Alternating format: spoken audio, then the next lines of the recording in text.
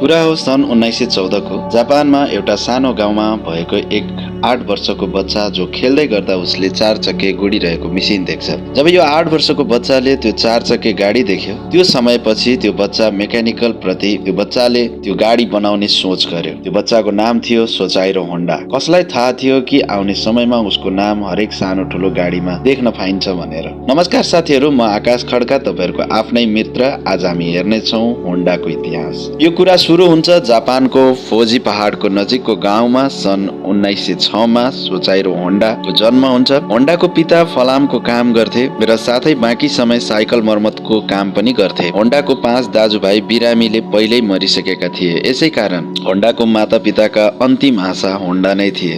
होन्डालाई पढाइमा भन्दा बढी मन आफ्नो पितासँग साइकल मर्मत गर्नुमा हुन्थ्यो। जब होन्डा 16 वर्षका भए तब उनले पत्रिकामा एक विज्ञापन देखे जसमा 8 सेकाई अटोमोबाइल्स कम्पनीले कर्मचारी चाहियो भनेर विज्ञापन प्रकाशन गरेको थियो। त्यो कम्पनीलाई टेक्निसियनको आवश्यकता थियो। होन्डाले तुरन्त कम्पनीलाई पत्र लेखेर पठाए कि यो काम उनी गर्न चाहन्छन् भनेर। 8 सेकाईले पनि होन्डालाई स्वीकार गरे। यसकारण होन्डा सबै थोक छोडी कमाउन टोकियो पुग्छन्। जब होन्डा कम्पनी पुग्छन् तब उनको आशा नै टुट्छ, किनकि कम्पनीको मालिकले उसलाई जाँच्न भनेर आफ्नो घरको कामहरूमा लगाउँछन्, सरसफाइको कामहरूमा लगाउँछन्, त्योभन्दा पनि बढी आफ्नो बच्चा हेर्न लगाउँछ। अब होन्डा धेरै निराश हुन्छन्। फर्केर जाउँ त उता ठुलो कम्पनीमा काम छ भनेर सबैलाई भनी आएको छु। आमा बाबालाई यो कुरा बताउन उनीमा हिम्मतै थिएन। यसैले उनले केही समय बाध्य भई त्यही काम गरिरहन्छन्। तर समय त्यस्तै रहँदैन। होन्डाको चाहनाले अति गरेपछि उनको मालिकले वर्कसपको काममा पनि उनलाई जान दिन्छन् र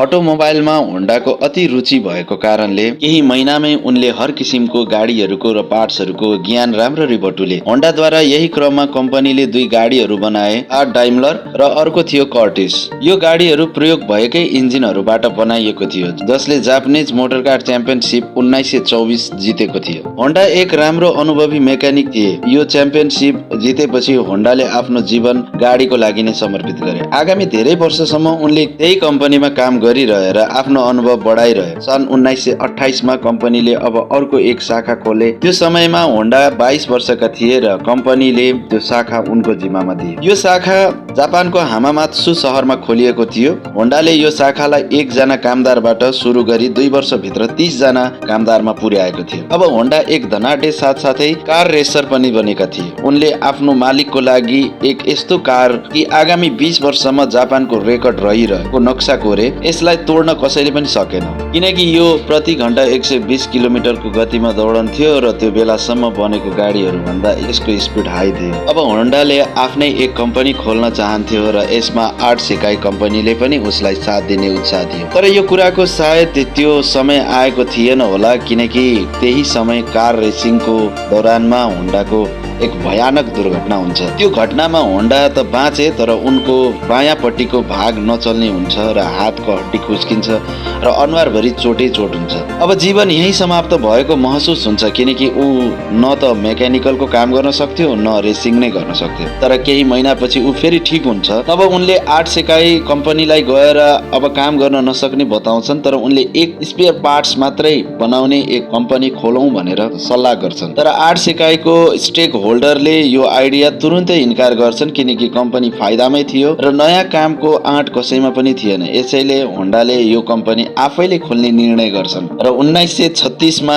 आफ्नो एक साथीसँग मिलेर टोकाई सेकी हेभी इन्डस्ट्रिज नामको एक कम्पनी होन्डाले खोल्छन् र आफ्नो साथी सोचाइरो काटोलाई त्यो ठाउँको जिम्मेवार बनाइदिन्छन् र कम्पनी त खोलियो, तर चलाउने लगानी भने थिएन। त्यही भएर दिनभरि 8 सेकाईमा काम गर्थे होन्डाले र राति आफ्नो नयाँ कम्पनीमा इन्जिनमा लाग्ने पिस्टन बनाउने कोसिस गरे। आगामी केही महिनाहरू उनले यही समय तालिकामा हिँडिरहे, तर पनि कुनै सफलता थिएन हातमा। उल्टै त्यो समय तालिकाले उनलाई धेरै कमजोर बनाइदिएको थियो। एकपछि अर्को असफलताले निराश भएर बस्दा उनलाई फलामी दुनियाँमा डुब्न एक विश्वविद्यालयमा आफ्नो भर्ना गराए। 1939 मा 3 वर्षको लगातारको मेहनतपछि उनी पिस्टन बनाउन सफल हुन्छन्। अब उनले 8 सेकाईबाट आफ्नो काम छोड्छन् र पिस्टन बनाउन समर्पित हुन्छन्। तर होन्डालाई यो कुरा थाहा नै थिएन कि उनको त्यो पिस्टनमा अझै पनि धेरै त्रुटिहरू छन् भनेर। उनले टोयोटा कम्पनीलाई आफ्नो पिस्टन दिन्छन् र कम्पनीले 50 वटा पिस्टनबाट 47 वटा पिस्टनहरू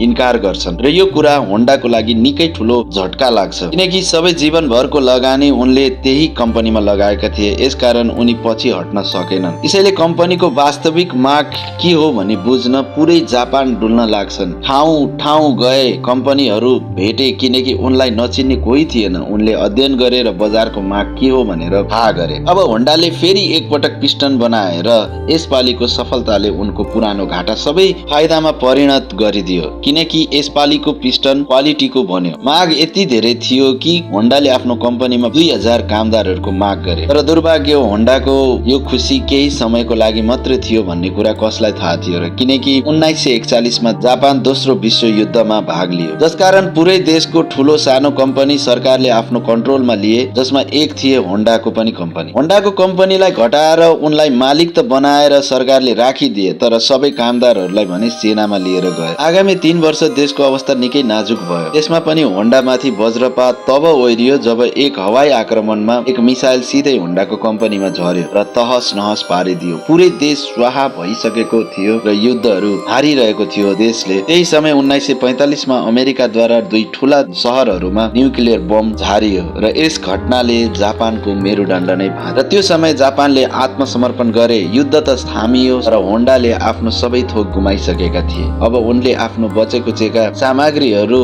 टोयोटालाई 4,50,000 यानमा बेचे र बेरोजगार भई बसे। यो हालत मात्र होन्डाको थिएन, तर पुरै देश त्यही हालतमा नै थियो। आर्थिक मन्दी, डरै डर, जताततै त्रासै त्रास, गाडीहरू चल्न सकेका थिएनन्, किनकि पेट्रोलको पनि त्यहाँनिर कुनै पनि आयात भएको थिएन र उत्पादन हुने ठाउँहरू थिएन। होन्डाले जापानिज आर्मीको एक सानो इन्जिन भेट्छन्, जसद्वारा उनीहरूले बिना केबल रेडियो चलाउने गर्थे। इन्जिन प्रति होन्डाको बानी यही थियो कि उनले इन्जिन देख्ने बित्तिकै केही न केही बनाउन चाहन्थे। अनि अब उनले यसरी आइडिया सोचे, किन यो इन्जिनलाई मैले यो साइकलमा जोडेर ट्रान्सपोर्टेसनको कामलाई म अलि सजिलो बनाऊ। उनले सोचेको यो कामलाई उनले त्यो इन्जिन साइकलमा फिट गरेर ठाउँ ठाउँमा पुग्न सके। जहाँ पनि होन्डाले यो साइकल लिएर गए। त्यो समयमा सबैले आर्थिक चाप सहिरहेको बेला उनको यो काम सबैलाई मन पर्यो, किनकि यो सोचे भन्दा सस्तो थियो। केही प्रयोग भएको इन्जिनहरू उनले भेटाए केही मानिसहरूबाट, तर मानिसहरूको त्यो साइकल प्रति माग धेरै थियो। यसकारण होन्डा आफैले इन्जिन डिजाइन गर्छन् र यहीबाट सुरु हुन्छ होन्डाको नाम र लोगो बिक्न। अब होन्डासँग त्यति धेरै पैसा त थिएन कि साइकल सबैको हातमा दिन सकियोस्। यसकारण होन्डाले 18,000 पसलहरूलाई पत्र लेखे। होन्डामाथि मानिसहरूको विश्वास यति थियो कि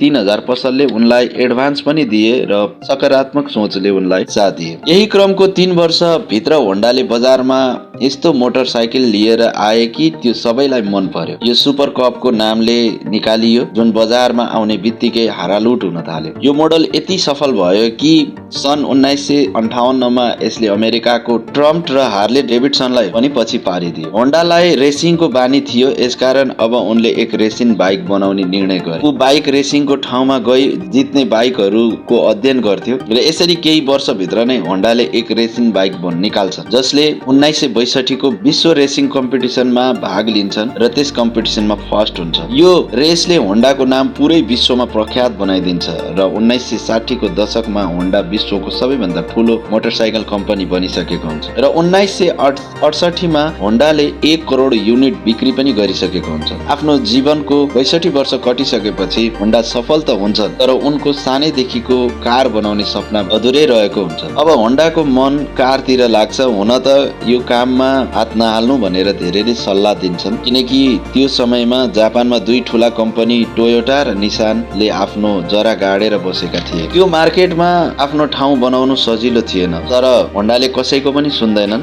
यसैकारण सुचाएर होन्डाले पहिलो पिकअप ट्रक T360 निकाले। यो असफल भयो। त्यसपछि स्पोर्ट कार S500 निकाले, जो 1300 युनिट मात्र बिक्यो। कैयौं वर्षको मेहनत र कैयौं दर्जन डिजाइन इन्कार भएपछि 1972 2070 मा होन्डा सिभिक निक्ल्यो। यो त्यही गाडी हो जसको मोडल निक्लिने बित्तिकै आजसम्म पनि बिक्री हुन्छ। 1980 को दशकमा होन्डा मोटर्स जापानको तेस्रो ठुलो मोटर्स थियो र त्यसको 10 वर्षभित्र यो दुनियाँकै तेस्रो बन्यो। आज होन्डाको नाम हामीलाई कार, मोटर बाइक, बोट इन्जिन, प्लेन इन्जिन र अनेक पावर टुल्सहरूमा देख्न हामी सक्छौँ। सोचाइ र होन्डा सिभिक निक्लेको केही वर्षमा नै उनले कम्पनीबाट अवकाश लिइसकेका थिए अनि उनी 5 अगस्त 1991 मा उनले यो संसारबाट बिदा लिए। साथीहरू, तपाईहरुलाई यो भिडियो कस्तो लाग्यो र मेरो च्यानललाई सब्स्क्राइब गर्नुभएको छैन भने सब्स्क्राइब गर्नुहोला। यस्तै रोचक भिडियोहरू आगामी दिनहरूमा लिएर आउनेछु। तबसम्मको लागि बिदा दिनुहोस्।